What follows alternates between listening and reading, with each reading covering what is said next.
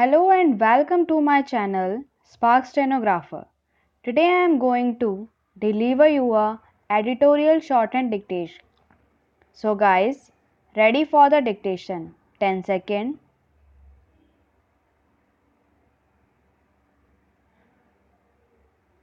5 second,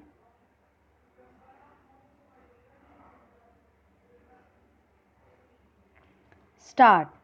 The government's decision to finally go ahead and impose retaliatory tariffs on 29 US goods with effects from June 16, almost a year after it first announced them, unambiguously signals that on trade India has decided to join issue with President Donald Trump's protectionist administration.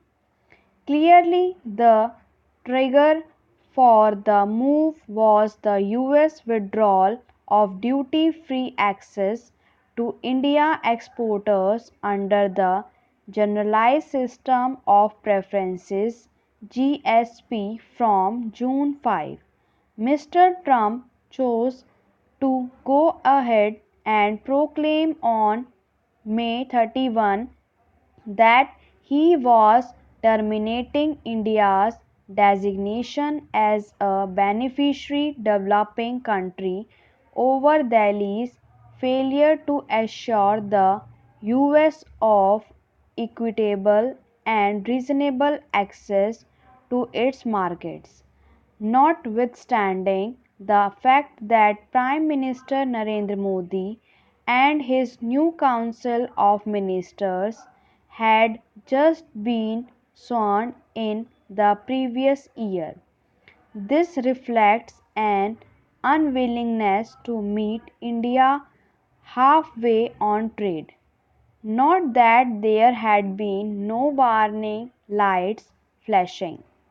On a visit to New Delhi in early May, US Commerce Secretary Wilbur Ross had made no bones about the administration's perception of India being a tariff king that adopted overly restrictive market access barriers. Mr. Rose had also threatened India with consequences were it to impose the retaliatory tariffs.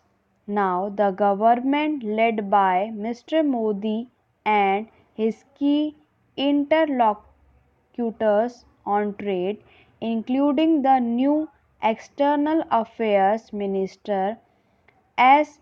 Jaishankar and Commerce Minister Piyush Goyal have sent a strong message that India is not going to be compelled to negotiate under duress.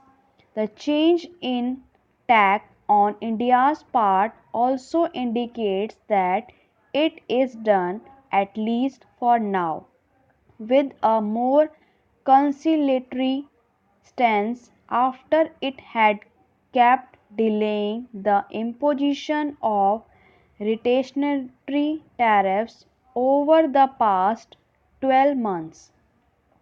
During the period, India had not only to contend with the withdrawal of GSP status but also had to, under a US ultimatum, terminate its imports of vital crude oil from Iran, with which it has had a long standing and strategic relationship.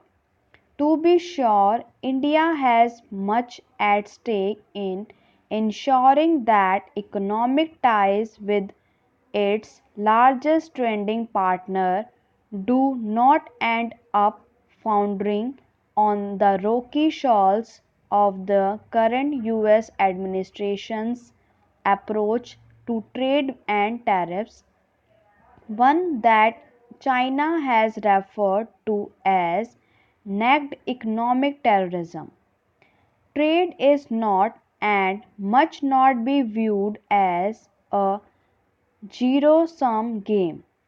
To that end, the government ought to review with flexibility some of its decisions, such as the data localization recruitments and requirements and the new e-commerce regulations that have become a sore point with the US side, including business investors.